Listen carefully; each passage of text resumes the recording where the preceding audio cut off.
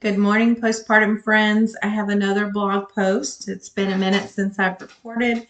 I think I had mentioned in another video that my husband and I, between both of our families, we've had 4 deaths in the family. So we've been traveling and just trying to, take care of family and just kind of be present with that. So I have 2 blog posts left, and then I've gotten through everything that I posted on my original site back in, gosh, I think it was 2019 when I started that. So my plan is to make this post and then try to make a post tomorrow with the final um, post that I had written. And that will take care of, all of the stuff that I was trying to get through on this channel first. And then I'm looking for, some advice on kind of what you would like to see if you're watching this video. If you just want more raw stories about my postpartum journey, um, I will record some content about kind of where I'm in, what season of motherhood I'm in now. I have a 16-year-old that started driving last month, so that's been interesting. And I have a 13-year-old. So, 2 teenage boys, and kind of that season of motherhood, telling some stories and journey, um, my journey in this season of life with them. So I will be doing that. But if there's another topic like self-care during, your postpartum days, nutrition, I had to learn, things the hard way. So if I can help you um, through that, I would love to do that. So if you have any content that you want me to make as far as a specific topic, I'll be happy to do that. If not, I'll just do what I've been doing and just kind of rambling about things that, um, come to mind. And I just want this channel, whether one person sees this video or 100, I think maybe it's kind of therapeutic for me to kind of go back and see where I'm at, and see how far I've come. That's kind of been helpful just reading these posts. I have not been reading them ahead of time. So as I'm starting this video, I know the title of the post that's coming up, but I don't remember what, kind of it was about and kind of what was going on in that moment. So I'm kind of reliving that as I read it through with you guys. So yeah, it's just kind of been helpful and neat. And, I would like to see this channel grow. I think that it's a topic that is so important to me for other moms and other spouses to have, or it doesn't even have to be a family member, a friend that has somebody that's going through postpartum depression, a resource that is just raw. I'm not anything fancy. The lighting on these videos is terrible because I don't know what I'm doing. I stutter and ramble. Somebody said I blink too much. That's probably not going to change. So it's just raw and kind of authentically who I am and, my experience through postpartum depression. And I'll also talk about, you know, um, in other posts, my journey with depression and anxiety outside of the postpartum phase and kind of what that looked like and um, the signs of that. Never healthcare advice. Please seek out a healthcare professional if you are struggling and if you need help. This is just my experience. This is just my journey. This is what I've learned. And just kind of where I'm at. I'll be 51 in August. Oh, gosh, saying that out loud is crazy town. But anyway, so I've had a little bit of experience of, raising kids and kind of, in the trenches of the teenage years. So like I said, you're not going to see fancy videos here. You're not going to see fancy backgrounds. I'm in my work office. I work from home as a nurse doing utilization management, case management. So you're not going to see, fancy studio setup. I wouldn't even know where to start with that anyway. So, if you know somebody that is struggling, if you know somebody that, is pregnant, it's not to scare them into this could happen. It's to be, you know, hey, this is a real thing. If you start to notice some of these signs or symptoms, or you feel like you're struggling in this area, reach out. Let's get some help. I said in another video that it really was my husband that drove the train on me getting help. Really, 1,000%, no lie, no exaggeration. He saved my life, without a doubt. I am a nurse. I am a trained healthcare professional, and I could not see the forest for the trees. I could not help myself. Couldn't do it. Just could not do it.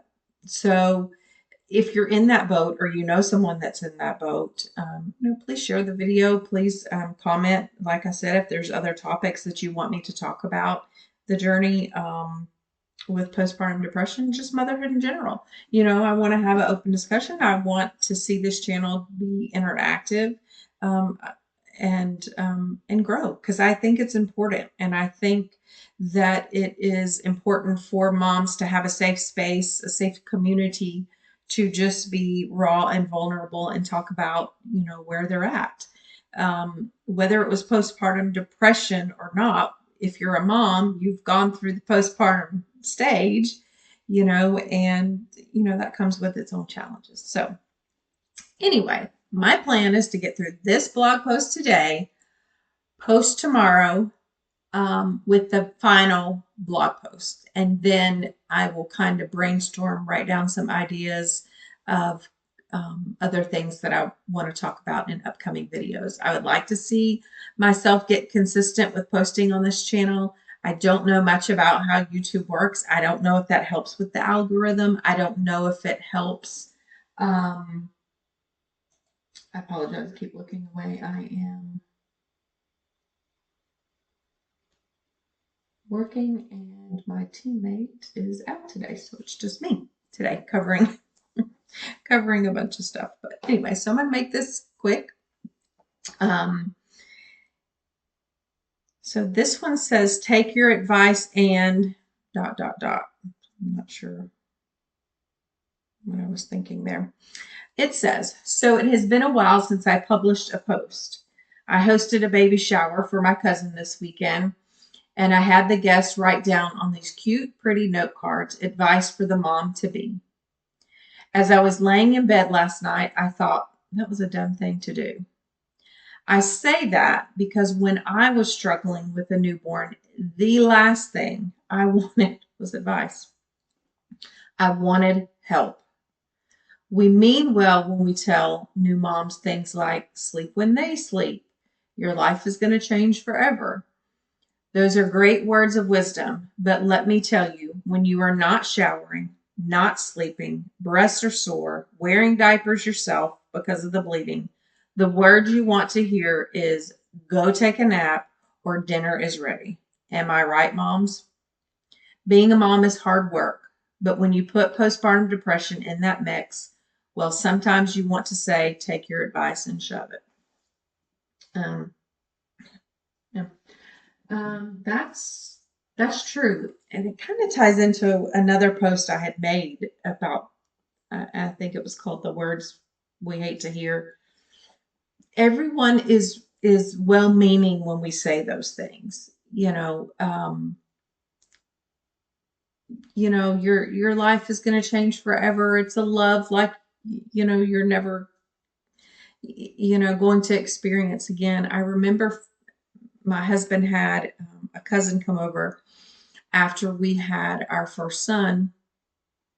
And, I was already struggling with not feeling,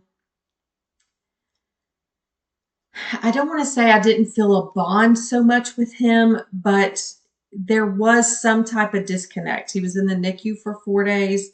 On the fifth day, I got to hold him and try to breastfeed him. So I felt like we were playing catch up, and I was already start looking back. I can see I was already going through the signs of depression, postpartum depression. It wasn't just about being tired from having a newborn and recovering from a C-section. Both my kids were C-sections, by the way. So on top of postpartum depression, you're healing from major surgery. But I remember him coming in, and I remember him saying, oh my gosh, this is a love like you'll never experience, and just saying all of these things. And when he left, I felt so much shame because I did not feel those things that he was talking about. I didn't have those emotions yet. I was just in survival mode at this point. And I just felt shame. I felt shame that he was saying all these lovely things. He meant well. He was reliving his experience of becoming a dad. And he was saying those things to me like, oh man, this is like, you're never going to have a love like this ever. And I'm just, barely getting through the day. So we mean well with those things. And I think as friends, as sisters, as just the people in our lives, I think we have to be kind of cautious of that, and kind of read the room and see where the moms are at, and, kind of gauge their temperament. Not that you have to walk on eggshells, but, be aware of signs, or is their affect kind of flat? Are they not really wanting to engage, in conversation? Some of that's just exhaustion. True, but just kind of be aware of things to look for. But yeah, I didn't want advice. I wanted help, and I didn't want to ask for help because I was too ashamed and I was too prideful. I've said before that I had everything typed and laminated for a birth plan that went out the window because I had an emergency C-section. I had the nursery done, 2 months before he was born. I had our hospital bags packed 4 weeks before my due date, car seat in. I had everything washed, hung, like I was ready. So I thought, you've got this, I mean, you have got this. You are, you're going to breeze into motherhood. And when that was not happening, I felt, I was disappointed in myself. I'm like, I've prayed for this for so long. This is not going how expected it to go. And, now I have these people telling me, oh, well, just when he's sleeping, you sleep.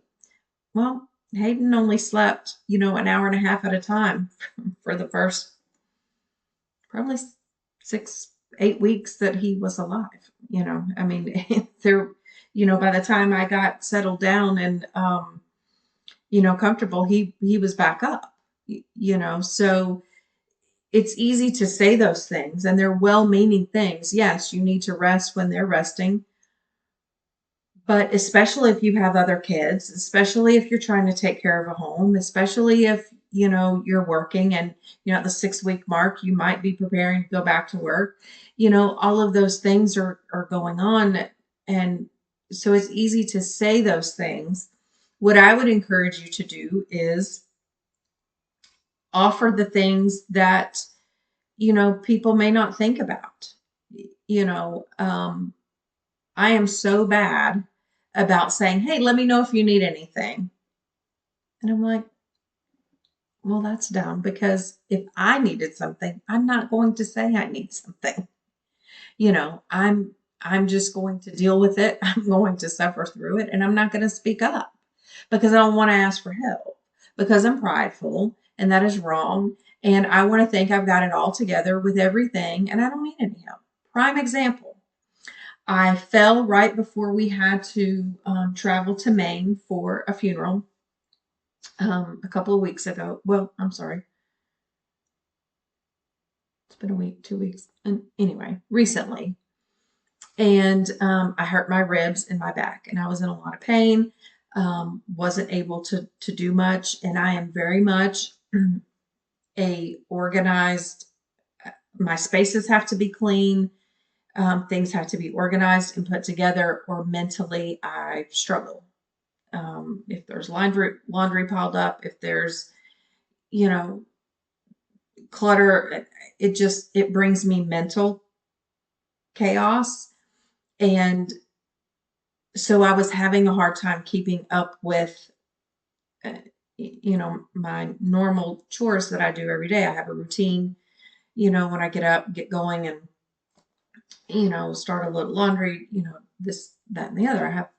I have a set routine in the mornings and then in the evenings. Um, and I was struggling, trying to keep up with all of that. Well, I didn't ask for help, but my sister called and had somebody come clean my house yesterday for me. And she had sent me a text message, hey, so and so is going to be here to clean your house on, Monday morning.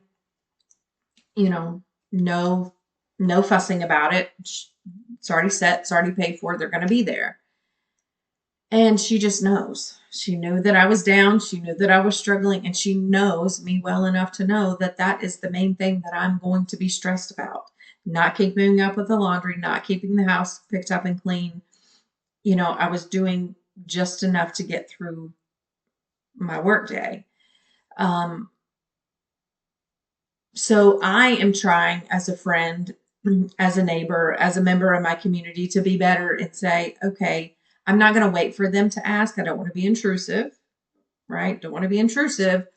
But instead of saying, what can I do to help? Just do something. You can ask that too, but then also see if there's a need that you can fill without, asking. We have a friend in our church that was recently diagnosed with cancer.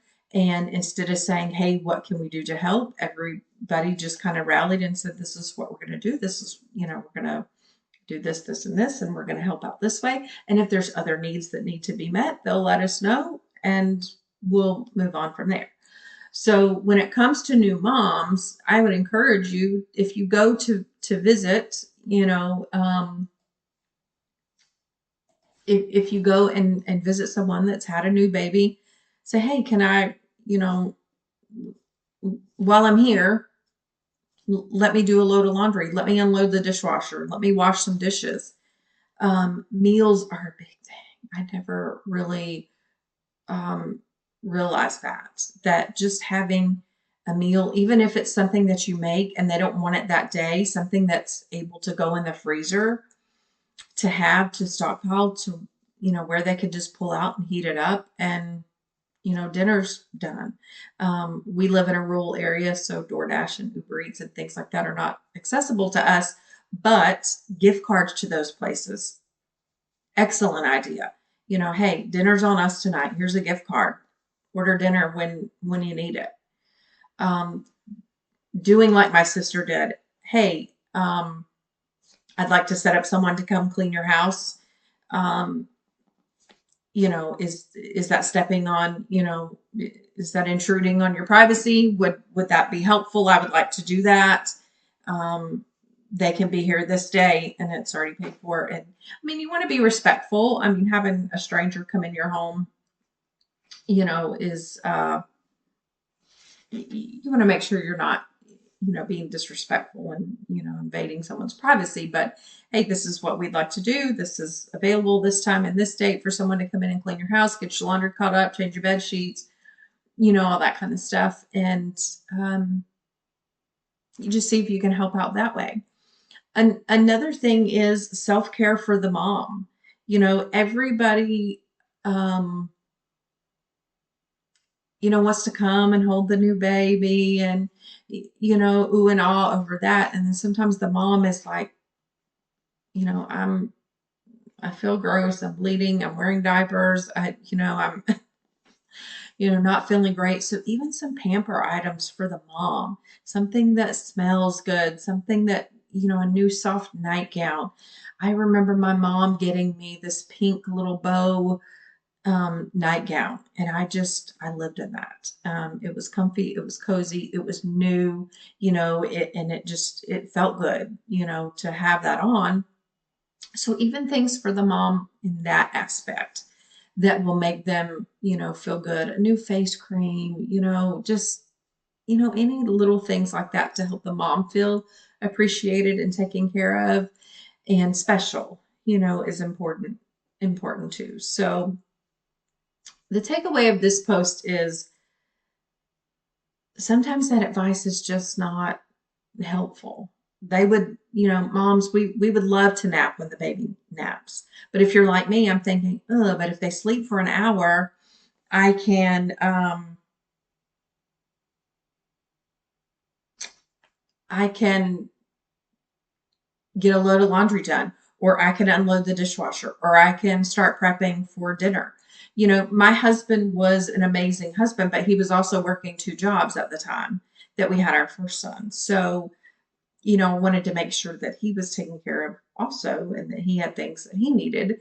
And so that advice of, sleep when they sleep and, those kinds of things, yeah, that's nice and it's important, but it's not always mentally feasible for you to do that, especially if you're, type A like me and you're thinking of my mind doesn't mentally rest if I know I've got 10 other things that I need to be doing. So, yeah, so that's that. I must have been really reflecting on that, hosting that baby shower. So, anyway, I appreciate you taking the time to watch this video. Again, my intentions is to post the last blog post tomorrow. And I think just scrolling through the title, it's, what I would tell me, the then me now, looking back, what did I learn? And hopefully I can help you with some of that. So anyway, I hope you have a great day. It's a beautiful day here in North Central Florida. It's getting hot quick, so that means summer's going to be a beast down here. But praying hurricane season is good to us. We had 5 in 13 months. So I'm hoping that we have a great stress-free hurricane season. So we're starting to prep for that and get things, making sure all our essentials are up to date for that. So anyway, I hope you have a great day. Thank you for watching this video. Please, if you see this video, comment something that you would like for me to talk about as far as, motherhood or postpartum depression. I'd love to hear your thoughts. Have a great day. Bye.